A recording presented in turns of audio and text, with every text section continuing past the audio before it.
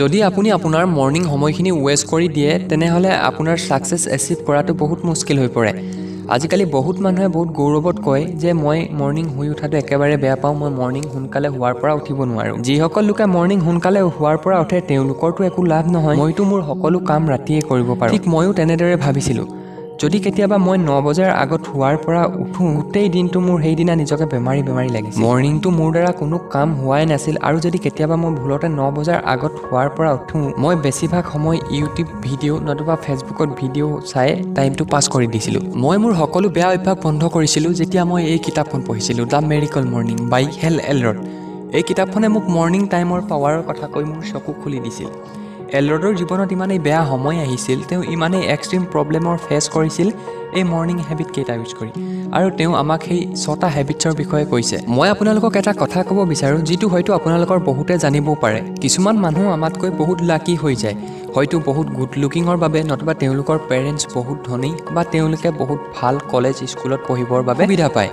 কিন্তু বেছিভাগ মানুহে ইমান লাকি নহয়। আমি ছাকচেছ এচিভ কৰিবৰ বাবে নিজৰ ভিতৰত ভাল হেবিটছ গঢ়ি তুলিব লাগে, আৰু এই প্ৰচেছটো ইমান সহজো নহয়। আপুনি লাহে লাহে এই হেবিটছসমূহ নিজৰ লাইফত, নিজৰ জীৱনত ইমপ্লিমেণ্ট কৰিব লাগিব। যদি আপুনিও আপোনাৰ ছাকচেছ, আপোনাৰ ফাইনেন্সিয়েল ফ্ৰীডম এচিভ কৰিব বিচাৰে তেনেহ'লে আপুনিও এই মিৰাকেল মৰ্নিং নিজৰ মাজত গঢ়ি তুলিব লাগিব। আপুনি ভাবিছে মিৰাকেল মৰ্নিং হয় কি?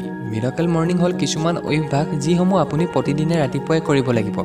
যদি আপুনি প্ৰতিদিনে এই 6টা হেবিটছ ৰাতিপুৱাই কৰি লয়, তেতিয়া আপুনি বাকীসমূহ মানুহ উঠাৰ আগতে ইমান বস্তু এচিভ কৰি ল'ব পাৰিব যে যিবোৰ তেওঁলোকে গোটেই দিনটো কৰিও এচিভ কৰিব নোৱাৰে। সেইবাবে কোৱা হয় ছাকচেছফুল ব্যক্তিসকলে 8 বজাৰ আগতেই তেওঁলোকৰ সকলো কাম কৰি শেষ কৰে। মৰ্নিং হেবিটছৰ প্ৰচেছটো ইজি কৰিবৰ বাবে অথৰে আমাক এটা শ্বৰ্ট ফৰ্ম দিছে, যিটোক তেওঁ ছেভাৰ্ছ বুলি কৈছে। প্ৰতিটো লেটাৰে একোটা হেবিটক ডিক্লেয়াৰ কৰিছে। ব'লক কি সেই 6টা হেবিট জানিবৰ বাবে ভিডিঅ'টো আৰম্ভ কৰোঁ। S for challenge. Basically challenge মানে মেডিটেশ্যন কৰা। ইয়াৰ বাবে মাত্ৰ আপুনি আপোনাৰ মনটোক অলপ সময়ৰ বাবে শান্ত কৰি ৰাখিব লাগিব। ইয়াৰ ফলত আপোনাৰ থটছ আৰু ফিলিংছৰ ওপৰত কণ্ট্ৰল আনিব পাৰিব।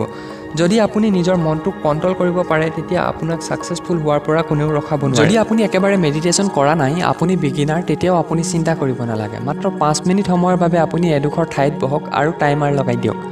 আপুনি বেলেগ একো কথা নাভাবি মাত্ৰ আপোনাৰ উশাহটোক ফ'কাছ কৰক। আপোনাৰ মনলৈ বিভিন্ন ধৰণৰ থটছ আহিব দিয়ক। এটা সময়ত সেইবোৰ নিজে নিজে নাইকিয়া হৈ যাব। বেছি ষ্ট্ৰেছ নল'ব। আপুনি আপোনাৰ ব্লিডিঙত ফ'কাছ কৰক। যদি আৰম্ভণিতে এইটো কৰিব পৰা নাই তেতিয়াও আপুনি বেছি ফ্ৰাষ্ট্ৰেট হ'বলগীয়া কোনো কথা নাই। লাহে লাহে সকলো অভ্যাসত পৰিণত হৈ যাব। এ ফৰ এফাৰ্মেশ্যন। আপুনি আপোনাৰ আইডিয়েল লাইফৰ বিষয়ে প্ৰেজেণ্ট টাইমত এখন পেপাৰত লিখক আৰু তাক ইম'শ্যন আৰু ইণ্টেনশ্যনৰ সৈতে পঢ়িব লাগিব। যদি আপুনি জিম যাব বিচাৰে তেতিয়া আপুনি এইটো লিখক, I take care of my health and exercise daily. আপুনি আপোনাৰ লাইফৰ প্ৰতিটো পাৰ্টৰ বিষয়ে লিখিব পাৰে আৰু তাক মেডিটেশ্যনৰ পাছত পঢ়ি ল'ব। V for visualisation. 5 মিনিট সময়ৰ বাবে আপুনি আপোনাৰ আইডিয়েল লাইফৰ বিষয়ে ভাবক যে অলৰেডি আপুনি সেই লাইফটো এনজয় কৰি আছে। ইয়াৰ পৰা আপুনি গোটেই দিনটোৰ বাবে মটিভেশ্যন আৰু ইনস্পিৰেশ্যন ফিল কৰিব, যিটোৱে আপোনাক দিনটোৰ যিকোনো প্ৰব্লেমৰ সৈতে ফেচ কৰিবৰ বাবে আপোনাক এনাৰ্জি প্ৰদান কৰিব। ই ফৰ এক্সাৰচাইজ। এইটো একেবাৰে বেছিক কথা। যেতিয়া আপুনি ৰাতিপুৱা আপোনাৰ ব্লাড চাৰ্কুলেশ্যন বঢ়াই লয় তেতিয়া আপোনাৰ কনচেনট্ৰেশ্যন লেভেল ইম্প্ৰুভ হোৱাৰ লগতে স্বাস্থ্যটো ভালে থাকে। যেতিয়া আপোনাৰ হাৰ্ট ৰেট বৃদ্ধি পায় তেতিয়া আপুনি লেজিনেছ ফিল কৰিলেও লেজিনেছ ফিলটো নাইকিয়া হৈ যাব, লগতে আপুনি গোটেই দিনটো এনজয়মেণ্টৰ সৈতে কাম কৰিব পাৰিব। যদি আপোনাৰ হাতত এক্সাৰচাইজ কৰিবৰ বাবে বেছি সময় নাথাকে তেতিয়া আপুনি 5 মিনিট সময়ৰ বাবে জাম্পিং জাক্স বা কিছুমান পুছ আপ কৰি ল'ব পাৰে। ইয়াৰ মটিভ মাত্ৰ এটাই যে আপুনি ৰাতিপুৱা আপোনাৰ ব্লাড ফ্ল'ৰ বঢ়াই ল'ব লাগে, যাতে আপুনি গোটেই দিনটো এনাৰ্জেটিকৰ লগতে হেপী ফিল কৰি থাকিব পাৰে। R for reading. যিদৰে আমাৰ বডিটো চাফা কৰি ৰাখিবৰ বাবে আমি মৰ্নিং শ্বাৱাৰ লওঁ বা গা ধুওঁ, ঠিক তেনেদৰে আমাৰ মনটো চাফা কৰি ৰাখিবৰ বাবে আমি বুকছ অৰ্থাৎ কিতাপ পঢ়িব লাগে। যিকোনো এখন ভাল কিতাপ পঢ়াৰ পাছত আপোনাৰ নিগেটিভ থট, বেয়া চিন্তাধাৰাবোৰ নাইকিয়া হৈ যায় আৰু পিছদিনাৰ বাবে কিছুমান ভাল থট বিচাৰি পোৱা যায়। মই ৰিকমেণ্ড কৰিম মৰ্নিং আপোনালোকে নিউজ পেপাৰ বা তেনেকুৱা ষ্টেজফুল কিতাপ নপঢ়িব। ক্লাছিক বা ছেল্ফ ইমপ্ৰুভমেণ্টৰ কিতাপ পঢ়ক। আপুনি বহু সময় পঢ়াও প্ৰয়োজন নাই, আপুনি মাত্ৰ 5 মিনিট সময় পঢ়িলেই হ'ব, যাতে আপুনি ইয়াক হেবিটত পৰিণত কৰিব পাৰে। এছ ফৰ স্ক্ৰাইবিং।